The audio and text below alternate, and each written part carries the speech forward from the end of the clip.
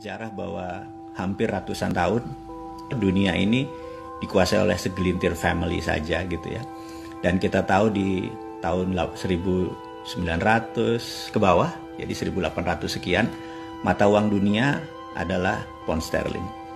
Dan yang menguasai juga keluarga A itu aja gitu ya. Dan keluarga ini menganggap pound sterling itu sudah mulai korup, sudah mulai nggak jujur. Dia bilang dia harus punya suatu negara lagi yang dia akan kendalikan, dan dia putuskan namanya Amerika. Sehingga di tahun 1910 mereka memutuskan mengajukan ke Kongres, kebetulan Partai Demokrat dan Republik yang menjadi Kongres terbanyak, untuk mengusulkan dolar untuk menjadi world currency. Tapi banyak yang nggak setuju karena mereka masih agennya British atau England atau Inggris. Cerita ini berlanjut. Dia ada peristiwa yang membuat Demokrat suaranya kalah, Republik akhirnya menandatangani, akhirnya disetujui. 35 tahun kemudian 1945 dolar menjadi world currency itu ya. Terus berlanjut, ternyata dolar pun tidak amanah. Puncaknya adalah waktu tahun 2009 2008 di zaman Demokrat. Demokrat kalau jadi pemimpin pemerintahan itu selalu membuat dunia kacau. Jadi saya mau ulangi, misalnya suatu Kennedy Demokrat, kemudian diganti Lyndon B. Johnson, Demokrat. Pak Karno tidak nurut, Pak Karno selesai. Kemudian Pak Harto, tahun 98 selesai karena nggak nurut Amerika, presidennya Clinton adalah Demokrat. Kemudian Timur lepas dari Indonesia waktu Pak Habibie, presidennya juga Demokrat. Kemudian tahun 2008-2009 Obama menyetak duit billion dolar, itu pun Demokrat. Jadi kalau Demokrat jadi, perangnya bukan di permukaan, tapi perangnya shadow, perangnya intelijen gitu ya.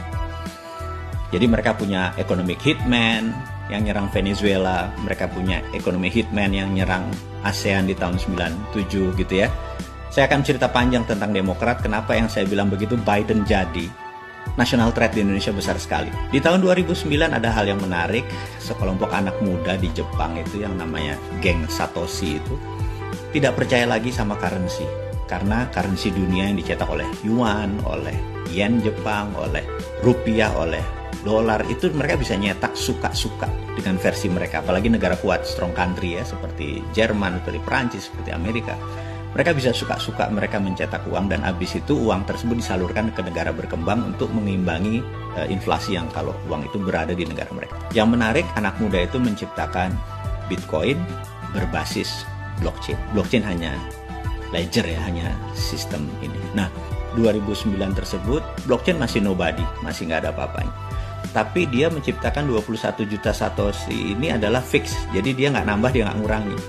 Karena sesuatu yang fix itu menjadi predictable, menjadi bisa menebak. Kalau underlying-nya dia cetak print, itu dunia realnya menjadi tidak bisa ketebak. Ini kehebatannya Bitcoin. Bitcoin baru masa jayanya 2016-2017. Bitcoin masa jayanya, dan di sini kaum globalis merasa bahwa dunia nanti go digital. 2030 itu mungkin 5G digital itu sudah 90%. Nah, mereka tahu bahwa currency nanti itu bukan currency fisik seperti negara punya, tapi currency-nya digital.